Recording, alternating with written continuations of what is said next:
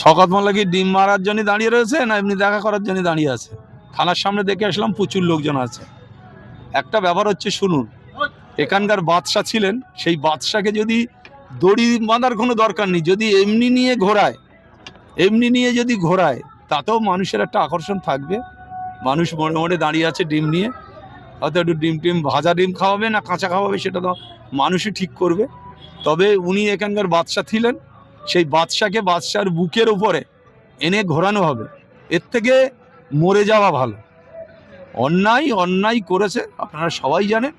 ক্যানিংয়ে একটার পর একটা জমি দখল, একটার পর একটা ঘরবাড়ি ভাঙচুর 2021 সালে।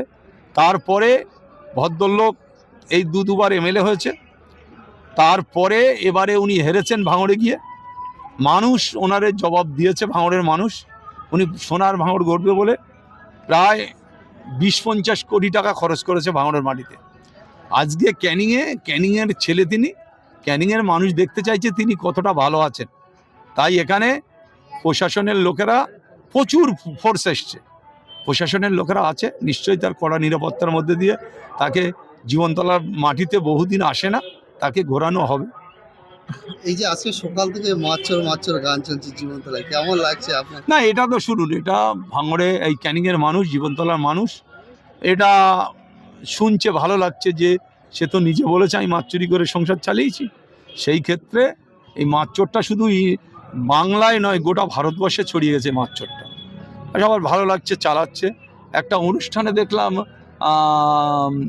ওই রাজস্থানে একটা অনুষ্ঠানে দেখলাম মাচ্চর গানটা হচ্ছে আর শিল্পীরা নাচছে, রাজস্থান। তো এটা সারা বাংলা, সারা ভারতবর্ষে হয়েছে।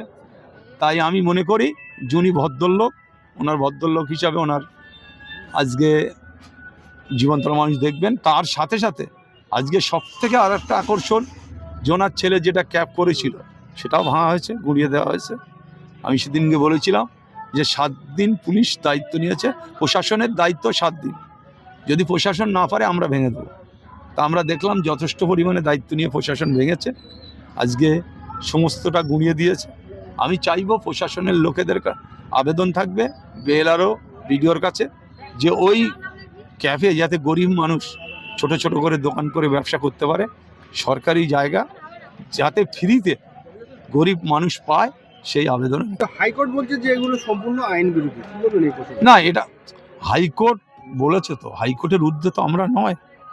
বিচারপতিরা যেখানে বলেছেন এটা অন্যায়, আমিও মনে করি যে কোমরে দড়ি বেঁধে ঘোরাটা অন্যায়। এমনি মানুষের সামনে ঘোরাক, মানুষের দেখুক, মানুষ তানার আশীর্বাদ করুক, বা এখানে ক্যানিংয়ের মানুষ এইটাই হোক না। দড়ি বেঁধে ঘোরানোটা আমিও বলছি এটা যুক্তিযুক্ত নয়। শওকত মোল্লার মেয়ে শাবানা জীবনতলা থানায় এসে বললেন যে আমার বাবার নির্দোষ আসামি হয়েছে, কি বলবেন?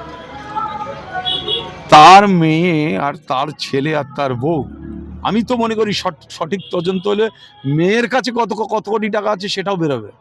তিনি বলছেন আমার বাবা নির্দোষ, তিনি এই রেপ করেছে, সে মহিলাটা বলেছে রেপ করিনি, ওনার বাবাকে ফাঁসানো হয়েছে, খুন করিনি, ওখানে ভাঙড়ে খুন হয়নি। তাহলে এই যে মিথ্যে কথা ওনার মেয়ে বলে যাচ্ছে, ওনার মা বলে যাচ্ছে, আমি তো মনে করি শওকত মোল্লার থেকে শওকত মোল্লার বোর কাছে বেশি সম্পত্তি আছে আর বেশি কোটি টাকা আছে। ওর ছেলে একটা এখানে করলো কি করলো না এটা বড় কথা নয়। আমি টোটাল ফ্যামিলির বিরুদ্ধে তদন্ত হোক, ওর মেয়েও জড়িয়ে যাবে। যে আজকে যাচ্ছে এরকম করে হেঁটে হেঁটে যাচ্ছে বাবা নির্দোষ বলতে বলতে, হ্যাঁ, তারা জানে যে তার বাবা কতটা দোষ করেছে, তার মা কতটা দোষ করেছে, তার ভাই কতটা দোষ করেছে। মানে খুল্লান হয়ে যাবে, দুধ কা দুধ পানি কা পানি হয়ে যাবে যদি ফ্যামিলি শুদ্ধ তদন্ত হয়। শওকত মোল্লা গ্রেফতার হয়েছে, কিন্তু ক্যানিং পূর্ব জুড়ে অনিয়ম বহুত হয়েছে। যে জীবনতলা বাজার দেখছেন, এই বাজারে যে কর্মতীর্থ আছে, এই কর্মতীর্থ বাজার সরকারি টাকা তৈরি হয়েছে, কিন্তু সেই কর্মতীর্থ 2 লাখ, 4 লাখ, 5 লাখ, 10 লাখ টাকা পর্যন্ত বিক্রি হয়েছে। এই আপনি যে দাঁড়িয়ে আছেন লাইনে যে দোকানগুলো আছে, এই সমস্ত দোকান সরকারি টাকায় তৈরি হয়েছে এবং নেতারা প্রত্যেকের কাছে 5 লাখ, 10 লাখ, 2 লাখ টাকা করে নিয়েছে। সেই অপরাধীরা এখন দিব্যি ঘুরে বেড়াচ্ছে, তাদের বিরুদ্ধে আপনারা কি করবেন? কেমন ভাবে?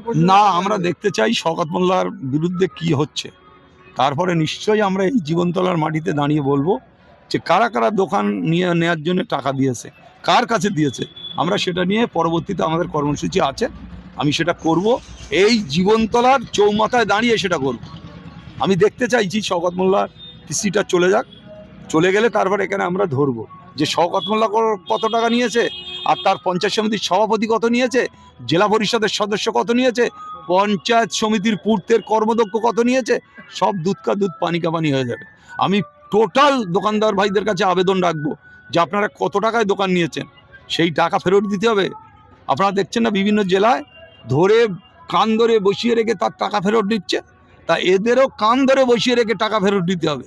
সেটা আগামী দিনে আমরা কর্মসূচি আছে, আমরা সেটা করব। শওকত মোল্লাকে ঘোরানো হবে, আর আপনি এলাকায় এসেছেন, এটা কি দেখতে এসেছেন না এমনি কোনো কাজ? আমার একটা কর্মসূচি ছিল, কর্মসূচি মানে সকাল থেকে কর্মসূচি, 1000 লোক খেয়েছে, আমার একটা পার্টি অফিস উদ্বোধন করেছে। আমি তো এসেছি দুপুরের আগে, পার্টি অফিস উদ্বোধন, 1000 লোক খেয়েছে, সেখান থেকে আমি ফিরে চলে যাচ্ছি। এইটাই, আমি এখানে ঘোরানো হবে আমি জানিও না, আমার শোনারও দরকার নেই, আমার জানারও দরকার নেই। এখানকার মানুষ দেখবে, তারা আদর করবে, মিষ্টি খাওয়াবে না দই খাওয়াবে না ওই ডিমের কুসুম খাওয়াবে, সেটা তারা বিক্রি করবে। এক সময় আপনার ঘনিষ্ঠ ছিল, আপনি তৃণমূল ছেড়ে দিলেন, আর এ ধরনের তৃণমূলের অবস্থা আপনার ভালো লাগবে? যে ডিম ছুঁড়ে ছুঁড়ে মারছে না আপনার মানুষ? আমার এটা ভালো লাগে না, তবে অন্যায় করেছে মানুষ, সেটা করছে, এটা নিয়ে আমার ভালো লাগে না যে একটা ডিম ছুঁড়ে মারলাম, একটা ইট ছুঁড়ে মারলাম, এটা ঠিক নয়।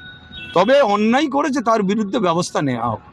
কোর্ট যথেষ্টভাবে দেখছে, পুলিশ দেখছে, আমি চাইবো সঠিক তদন্ত, সঠিক বিচার এই শওকত মোল্লার ফ্যামিলি বা শওকত মোল্লার বিরুদ্ধে। এই যে জীবনতলা বাজার যারা টাকা দিয়েছে, মোটা টাকা দিয়েছে, 2 লাখ 3 লাখ 4 লাখ করে টাকা দিয়েছে, তারা তো কেউ সামনে এগিয়ে আসছে না, অর্থাৎ অপরাধীকে আড়াল করছে বা অপরাধ করার ইন্ধন যোগাচ্ছে কিন্তু এরাই। দোকানদারদের বিরুদ্ধে ব্যবস্থা নিতে হবে আমাদের, যে তোরা পয়সাতে নিচ্ছিস তো আমরা তালা মেরে দিচ্ছি, তাহলে আমাদের সব কর্মীদের কাছে পয়সা দেন। কর্মীরা যারা ঘর ভেঙেছে, যারা বাড়ি ভেঙেছে, যাদের অত্যাচার করেছে, ওদের কাছে টাকা নিতে হবে, তাহলে তাছাড়া আর কোনো উপায় আছে? এই যে যারা দোকান টাকা দিয়ে নিয়েছে, এদের অতি অবশ্যই দোকানগুলো খালি করিয়ে সাধারণ অন্য মানুষকে দেওয়া উচিত বলে মনে করেন কি আপনি? 100 বার মনে করি যে তারা বলবে না কেন, তারা তো অন্যায়কে সাপোর্ট করছে। টাকা দেওয়া মানে অন্যায়কে সাপোর্ট করা, এদের বিরুদ্ধেও পানিশমেন্ট হওয়া উচিত। হ্যাঁ, সমস্ত দোকানদারদের বিরুদ্ধে পানিশমেন্ট হওয়া উচিত। তারা টাকা দিয়ে কেন তারা মুখ খুলছে না? তারা টাকা দিয়েছে, মুখ খুলছেন। শওকত মোল্লা কি আবার এই জীবনতলা ফিরে আসবে? এই যারা পঞ্চায়েত সমিতির সভাপতি, জেলা পরিষদের সদস্য, পঞ্চায়েত সমিতির পূর্তের কর্মদক্ষ, যারা কর্মদক্ষরা এই পার্টি অফিসার, তারা বসার ক্ষমতা রাখবে? মানুষ তো তাদের মুখে জামা ঘষে দেওয়ার জন্য তৈরি। পঞ্চায়েত সমিতির সভাপতি খুঁজে পাওয়া যাচ্ছে না, পালিয়ে বেড়াচ্ছে কেন, লুকোচ্ছে কেন? শওকত মোল্লার যেসব লোক আছে, যারা দুর্নীতি করেছে সব এলাকা ছাড়া, আমি মনে করি জনগণ তাদের আটকে রেখে তাদের কাছ থেকে টাকা আদায় করে না। আমরা সূত্রমারফত খবর পাচ্ছি যে জীবনতলা থানা থেকে হয়তো 2023 সালে কেসে শওকত মোল্লাকে বিজয়গঞ্জ থানা বা ভাঙড় থানায় নিয়ে যেতে হবে। হ্যাঁ, সে তো আছে, অবশ্যই ভাঙড়ে যাবে, ভাঙড় থানা না, বিজয়গঞ্জ থানা, কাশীপুর থানা যাবে। দুটো থানায় দুটো কেস আছে, সেটা দেখবে। আমরা আবেদন করেছি যে পঞ্চায়েত নির্বাচনে শওকত মোল্লা 1 নম্বর আসামি, আমি 2 নম্বর ছিলাম। আমি যদি 6 মাস জেল কাটি, তাহলে শওকত মোল্লার তো এই কেসে নিতে হবে।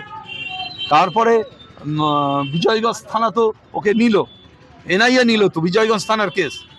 বিজয়গঞ্জ থানাও যেমন রাজ্জাক খুন হয়েছে, সেই খুনেরও ঢোকাতে হবে। আমি ওসিকে বলেছি, আমি রাজ্জাক খুনে সম্পূর্ণভাবে সহযোগিতা করেছি শওকত মোল্লা। সমস্ত বিষয় আছে, দেখা যাক প্রশাসন কতটা কি করছে। তার পরবর্তীতে নিশ্চয়ই আমরা মাঠে নামবো, ভাঙড় ক্যানিং আন্দোলন হবে।